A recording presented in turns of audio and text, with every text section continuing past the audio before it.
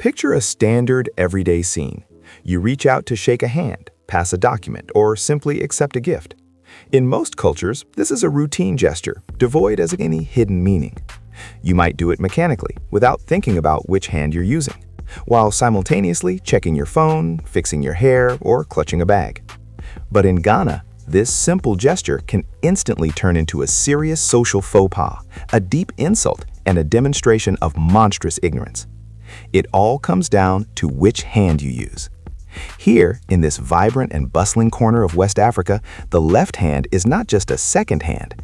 It is a tool strictly reserved for a single, intimate, hygienic procedure. This rule, absorbed by Ghanaian girls literally from the cradle, is immutable and universal.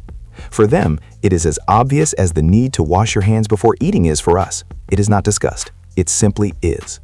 By the way, before we get lost in the intricacies of African etiquette, hit that subscribe button right now. Rumor has it that everyone who subscribes will be reborn in a tropical paradise with a perfect climate in their next life, while those who ignore this run the risk of spending eternity standing in line at the DMV. I haven't verified this personally, but why risk it? Press the button.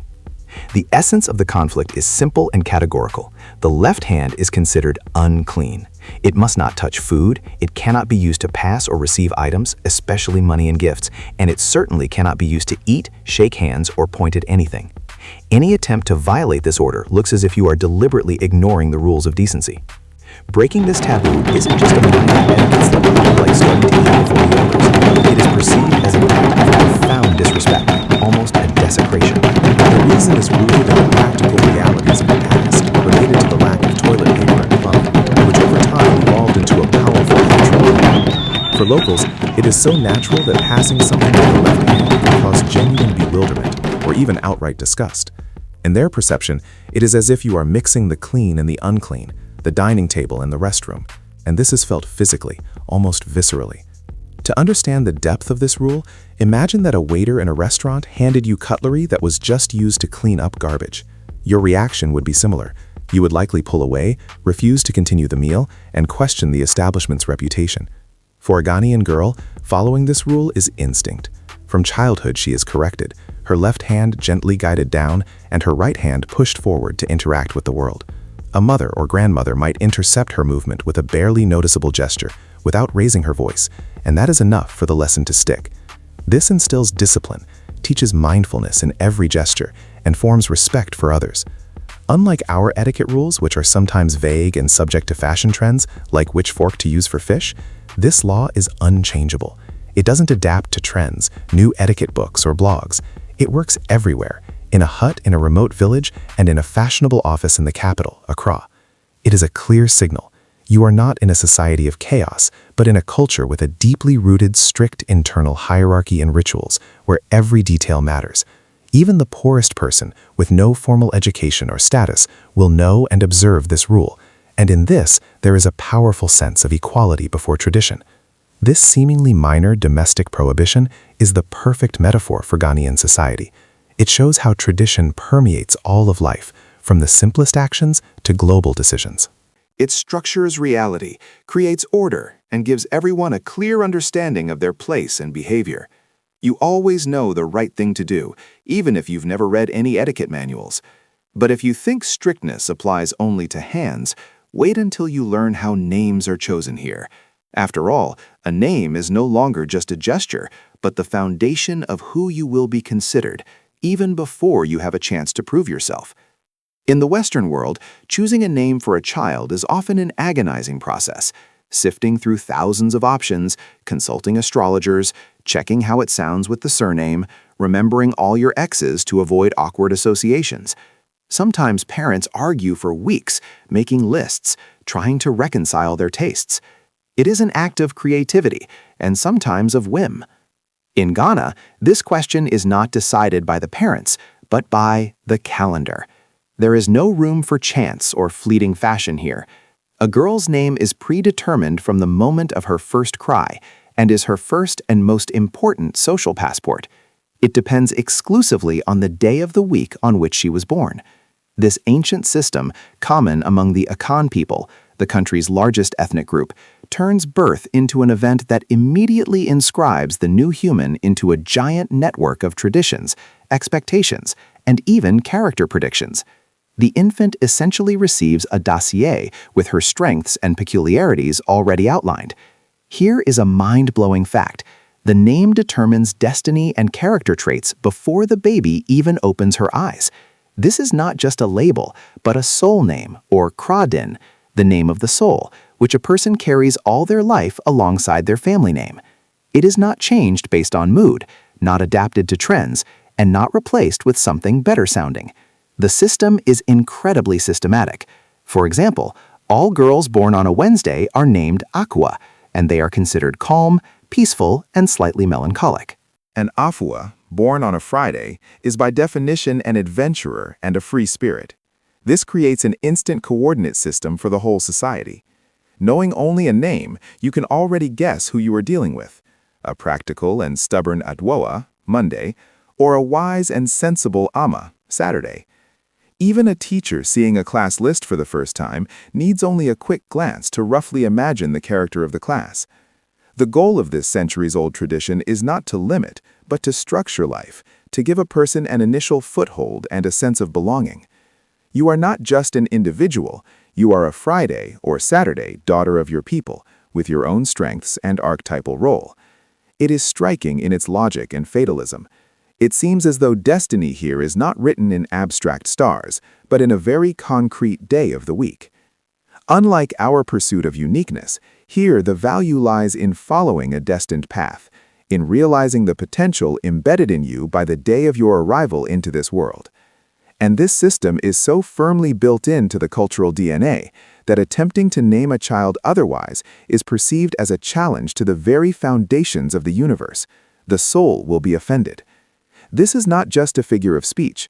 Behind these words lies a sincere fear of disturbing the balance between the visible and the invisible. This mystery of names is the key to understanding that in Ghana, personality is always part of something bigger, a streamlined and incredibly ancient mechanism.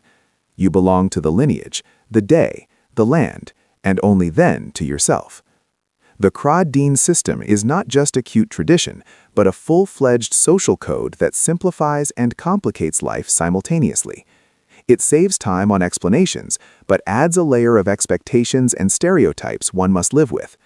For a Ghanaian, especially for the Akan people, this is a fundamental layer of identity. Let's break down how this works in practice and why it is so important for understanding the character of Ghanaian women. After all, it is through the prism of these names that their role in the family, community, and society is revealed. Feature 1. The name as a characteristic. All girls born on a specific day bear the same name, and according to beliefs, possess a similar set of qualities. This creates amazing predictability. Take a look at this mini table. Monday, Ajoa, Ajwoa, stubborn, practical, excellent keepers of the hearth. Tuesday, Abena, peaceful, calm, often possess a gift for resolving disputes. Wednesday, Aqua, melancholic, receptive, with a deep inner world. Thursday, Abba, Ya, aggressive, strong, natural-born leaders and protectors. Friday, Afua, adventurous, freedom-loving, travelers in life. Saturday, Ama, wise, sensible, an old soul in a young body. Sunday, Akosua, charismatic, bright leaders, love to be the center of attention. Thus, hearing "My name is Abba" during an introduction, a local already builds certain expectations regarding your character. They assume in advance how you will behave in a conflict, how you will relate to work, and how you will react to difficulties. For a Ghanaian woman, this is like wearing an invisible but universally understood coat of arms with a motto. Sometimes it helps. Strength, wisdom, or diplomacy is expected of you, and sometimes it creates pressure if your real character does not fit this template. Now, let's test your Ghanaian destiny. Right now, Google what day of the week you were born. It takes 5 seconds. Find your name in the list above and write it in the comments. Let's see who we have more of, Wise Saturdays or Rebels from Friday. And don't forget to like this post if your description matched even a little bit. This will help us understand if African magic works remotely. Feature 2. Instant kinship and marketplace chaos. The practical application of this system creates curious and touching situations. In the busy markets of Cape Coast or Kumasi, you can shout, "Ama," addressing any woman born on a Saturday, and a good half of the trading women will turn around. Someone will laugh, someone will joke back, someone will ask exactly who you are addressing. This creates an instant sense of connection, playful rivalry, "Ah, we are both Saturdays," or a basis for a discount. You immediately find common ground. You have a conversation starter. It is a social hack that turns a stranger into almost a relative by birthday. For a European or American, however, this is a source of confusion. How to remember who is who if half of your acquaintances are named Aqua? How not to confuse Abena with Adwa in an important business conversation? You have to use additional markers: appearance, workplace, occupation, because one name in such a society is clearly not enough. Feature 3. Stricter than saints. Sometimes this system is compared to Catholic saints' days or naming after ancestors, but the comparison is flawed. In the West, tradition is often a suggestion. You can deviate from the calendar, cite personal preference, and nothing terrible will happen. In Ghana, there are no alternatives. To name a child born on Wednesday not Aqua, but say Victoria, is not just strange, it is cultural blasphemy. It is believed that by doing so, you are rejecting the gift, purpose, and protection that the soul name carries. The child may grow up unsettled, and their life path will be more difficult. This immutability is striking. It shows how deeply tradition controls personal life. Even in families that happily use modern technology and live in big cities, the logic of Kra Din remains basic. You can add another name, but you cannot take away what came with the day of the week. A vivid example. Look at Kofi Annan, the former UN Secretary General. His name is Kofi. It means born on Friday.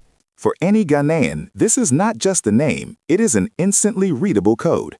They know his supposed character, adventurous, diplomatic, just by this word. Even without knowing the details of his biography, it is already clear to them which archetypal chain he fits into. This demonstrates how the system works at the highest level.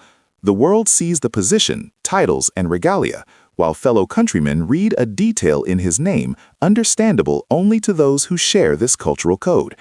Thus, Kra Din is more than names. It is a philosophy, a map of characters, and the social skeleton of society. It simplifies integration inward, but creates an invisible barrier for the outsider who must learn this code to truly understand the people around them. If you don't, you remain on the surface, hearing the sounds but not understanding the meaning of the melody. But even if you have brilliantly learned all the names by days of the week and unerringly determine the character of every Afua, do not dare to evaluate their figures by the covers of fashion magazines. Here, there is a different alphabet of beauty and a different logic of compliments. While the Western world has been fighting the specter of thinness imposed by glossies for decades, Ghana lives in a parallel aesthetic reality. Here, this struggle is not just absent, it would look ridiculous and completely pointless. Conversations about extra pounds would be perceived as a strange whim of spoiled people who have too much free time. In the perception of beauty among Ghanaian women, a principle reigns that can be called body positivity African style, but with one key amendment. Here, it is not a movement for acceptance, but an ancestral, indisputable norm. Thinness here is not an ideal, but an alarm signal. It can mean illness, poverty, stress, or family problems. Feature 4. The ultimate compliment. Imagine the reaction of the average Western woman to the phrase, "Oh, you've gained weight." At best, a nervous smile. At worst, resentment for months. This phrase can ruin an evening, sow doubt, and send a person to the gym or a nutritionist. In Ghana, this same phrase is one of the highest compliments you can pay a girl or woman. It means you are prospering, you are happy, everything is good with you. You are eating well, and your husband or family is taking good care of you. Fullness is closely associated with well-being, health, prosperity, and femininity. It is visual proof that life is a success. The origins lie in historical context. In a society where famine occurred periodically, having reserves, including on the body, was a sign of luck and stability. This logic is firmly rooted in the mentality. Even in cities where food is available year-round, cultural memory continues to whisper. Soft forms mean security, a margin of safety. Feature 5. Realistic standards and royal posture. This cult is reflected in everything, including merchandising. Mannequins in stores in Accra or Kumasi have real, not grotesquely thin proportions. They have pronounced wide hips, rounded buttocks, and a full bust. They reflect an ideal, not an unattainable fantasy. And Ghanaian women learn from a young age to carry these forms with incredible, royal dignity. They do not slouch, they do not hide in shapeless robes. On the contrary, tight, bright dresses emphasizing every curve are the norm for all ages. You will see them on a 15-year-old schoolgirl and a 90-year-old grandmother trading at the market. For them, displaying their figure is not a challenge to society, but a natural way to say, I am alive, healthy, and proud of myself. Complexes related to the imperfection of the figure basically do not exist here in our understanding. This is not a struggle for acceptance, it is initial acceptance as a given. Folk wisdom reflects this attitude perfectly. There's a classic Ghanaian saying that any local woman will say with a smile if you stutter about a diet. A man is not a dog, he does not chase after bare bones.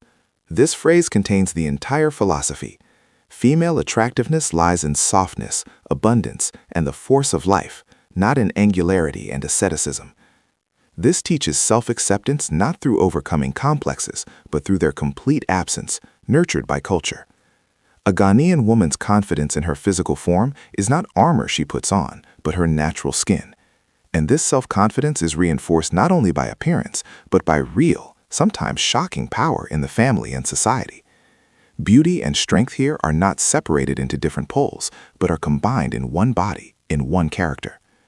This power, rooted in the matriarchal traditions of many Ghanaian peoples, often manifests in the economic sphere. Women are the engine of local trade, the market mamas who hold financial flows in their hands. In the noise of the market, their voices are heard loudest. They conduct negotiations, set prices, and resolve conflicts. But the true daily embodiment of this strength and resilience becomes not so much financial operations, but phenomenal domestic superpowers that turn everyday labor into spectacular art. Where a Westerner sees heavy physical labor, a Ghanaian woman displays grace, a sense of rhythm, and amazing focus. Another superpower of Ghanaian women is the third balance. The first thing that shocks any visitor on the streets of Ghana is that women carry literally everything on their heads. And we are not talking about a light hat, a 15-liter bucket of water, a basket of goods weighing 20 kilograms, or even a sewing machine. All this rests on a neatly folded fabric pad, turning the head into a perfectly balanced pedestal. At the same time, their step remains springy and fast, as if they are carrying a light basket of fruit, not a heavy load. But true mastery is revealed in the process. You will see a vendor with a tray of ice on her head running after a departing trotro, minibus taxi, deftly catching it, negotiating with the driver, counting change, and never once steadying the load with a single finger. She can carry this load, talk on the phone, and eat a pie simultaneously. This is not a circus trick, but a domestic norm developed from childhood. For a Ghanaian girl, this is a third hand, freeing the other two for work, which turns her into an astonishingly efficient mistress of the house. Where others would need an assistant or a cart, she manages herself, relying on a precise sense of balance. Infant on the back, the world at the heart. While hands are busy carrying or working, children are not left unattended. The traditional sling made of bright Kente fabric is not just an accessory, but an extension of maternal warmth. The baby is tightly wrapped to the back or hip and spends the whole day in this cocoon, feeling the rhythm of the mother's steps, the beating of her heart, the smells of the market or field. Every breath and exhale of hers becomes part of his experience. The first school of the world is her back and shoulders. This creates an incredible bond and gives the child deep peace. Unlike the Western model with a stroller, which creates distance, here the child is included in the pulsating flow of existence from the first days of life. He is not a passive passenger, but an active participant in his mother's life, learning the world through her movements and emotions. And there is stern pragmatism in this.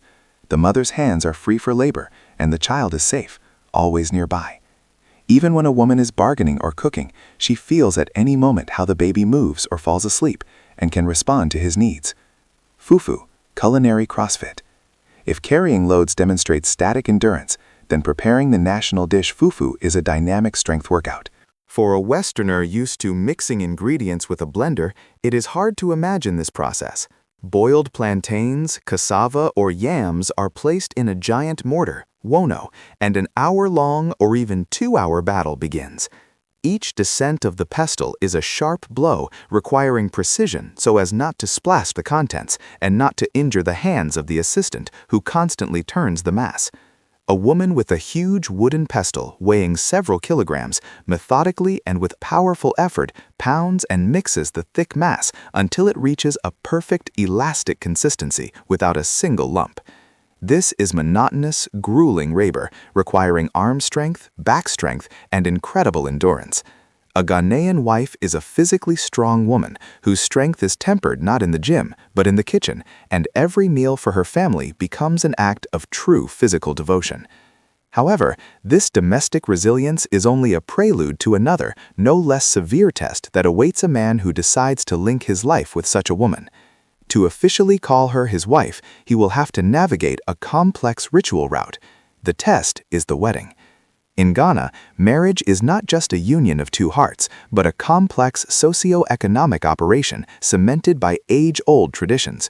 Feelings, the expectations of several generations, financial capabilities, and the reputation of both families are intertwined in it. Western romanticism here collides with the iron logic of the family, and love must be backed by serious resources. Otherwise, you will be considered unserious and your intentions insufficiently respectful towards the bride's lineage. The knocking and the list. Everything begins with the ceremony of knocking on the door. The groom, with his family and elders, officially comes to the bride's house to ask for her hand. This is not a casual visit, but a carefully prepared campaign. Senior, worthy representatives are chosen, speeches are thought out, gifts are collected. And here, the legendary The List comes into play, a list of demands from the bride's family. These are not wishes for fine china or a toaster. This is a concrete, often extensive list of goods and monetary sums that the groom is obliged to provide. The list can figure everything, from several cuts of expensive Dutch wax fabric, cases of gin or schnapps, a wedding ring and a Bible, to new shoes for the bride's mother, money for the education of younger brothers, and sometimes even a car for the father-in-law. Each item has symbolic meaning. Fabric is respect and beauty. Alcohol is a means for celebration. Money is a contribution to the family's future. The point is not the sale of the daughter, but a demonstration of the groom's ability to take care of her and her family, a payment of respect and compensation for the loss of a family member. No list, no official approval for the marriage. If the groom is unable to fulfill it, the marriage may be postponed or rejected altogether, no matter how strong the love. 2 weddings and absolute reverence. If the list is fulfilled, a marathon of celebrations begins. First comes the lavish traditional wedding, where the groom and bride dress in luxurious matching Kente outfits. Their clothes speak as loudly as words. Patterns, colors, jewelry, everything is filled with meaning. Then, often on another day, follows the white Christian ceremony in a church with a veil and tailcoat. Each requires huge expenses for treats for hundreds of guests, music, and outfits. Guests here are not a narrow circle of the elite, but a wide network of relatives, neighbors, colleagues, and friends of friends. Running through this entire process like a red thread is absolute, almost sacred respect for elders. The bride kneels at the feet of her parents and new relatives, washing their feet as a sign of humility and gratitude. This gesture, understandable and close to many cultures, cements the hierarchy and respect that will become the basis of family relations. From this moment, it is clear who stands above whom in the invisible ladder of family power. A wedding is a grand, noisy, and costly holiday, but in the Ghanaian system of life cycles, its scale pales before the next, final ritual. That ritual is the funeral. If in the West, death is often hushed up and privatized, in Ghana it is brought out into the public, turning into a grand, carefully planned event, a party of life. And as in the case of a wedding, women play a key role here, from organization to emotional direction. The runway of grief and a designer finale. Organizing a funeral can take months, even a year. The body rests in the morgue, while the entire extended family, often led by female organizers, raises funds. No one wants it said about their funeral it was modest. This would sound like a verdict, a hint at the weakness of the lineage. This event is not private grief, but a public demonstration of status, respect, and love. The dress code here is strict and symbolic. Black, grief, and red, blood, life, struggle predominate. The widow's outfit is monitored particularly carefully. She must look flawless. Her appearance becomes a public statement of dignity. The culmination often becomes a unique phenomenon, the fantasy coffin. It is made to order in a shape reflecting the profession or passion of the deceased: a fish for a fisherman, a Coca-Cola bottle for a vendor, a cocoa pod for a farmer, an eagle or a Bible for a pastor. This is the final, bright affirmation of a person's identity. Even after death, he remains who he was in life, and his path is visually sealed in this fantastical object. A celebration, not a goodbye. If an elderly person who lived a long life has died, the atmosphere resembles a festival more than mourning. Loud music plays, people dance, eat, and socialize. They cry, of course, but then replace tears with smiles, remembering the good times. Stories about the deceased are told aloud, in front of everyone, sometimes with jokes and teasing, as if he were still sitting among them. The philosophy is simple: not to mourn the departure, but to celebrate the completed journey, to give thanks for the life granted. This is an optimistic, communal view of death, turning it from a personal tragedy into a collective experience of the contours of human existence, where grief and joy are inextricably intertwined. What looks like blasphemous gaiety to a Westerner is actually a profound way to make peace with the inevitable and support the living. So, what is the secret of that sincere, genuine smile that can be seen on the face of a Ghanaian carrying 20 kilograms on her head under the scorching sun? The answer lies not in the denial of hardships, but in real and severe. She knows the price of fatigue, back pain, family conflicts, and financial worries. The secret is in community. Her burden is shared not only by her own strong hands, but by the glances, support, and participation of the entire social network into which she is firmly woven. She does not exist in a vacuum of individual success or failure. Her children grow up on the backs of sisters and cousins. Her wedding is paid for and celebrated by a huge clan. Her grief in losing a loved one becomes a common grief dissolved in collective rituals. Here, it is practically impossible to be lonely in our Western existential understanding of the word.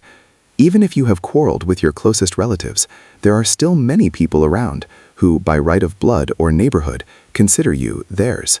The problem of isolation of the elderly, so acute for many developed countries, loses ground here. Old people remain at the center of family life, carriers of wisdom and traditions. Their advice is listened to, their presence is honored, and their departure is turned into an event for which the whole community prepares. This constant inclusion in a living, noisy, sometimes difficult, but always supportive collective gives that internal stability and joy of being, which we, observing from the outside, read as serene happiness. And a final provocative question for you, dear reader. Could you do it? Could you live at least one day according to these canons? Wake up at dawn, strap a child to your back, hoist a heavy jug onto your head and go for water, and then spend an hour beating all the strength out of yourself preparing fufu? Could you withstand the need to constantly reckon with the opinion of elders, stand up when they enter, bow in respectful obeisance, and not argue openly, even if you disagree? Could you, having given up privacy and personal space, gain in return a sense of absolute belonging, where your successes are the successes of the lineage, and your losses are softened by the shoulder of the entire community? The choice, of course, is illusory. We are products of our cultures. But reflecting on this contrast forces us to take a fresh look at our own conveniences and difficulties. Perhaps the true shock of getting to know the life of Ghanaian women lies not in the exoticism of their customs, but in how differently one can be strong, beautiful, respected, and yes, happy in this world. Their world is not better or worse. It is simply radically different, and this otherness, like bright Kente cloth, forces our eyes to open a little wider. Through it, we see not only them, but also ourselves, with all our fears, habits, and invisible rules that seem to us the only ones possible.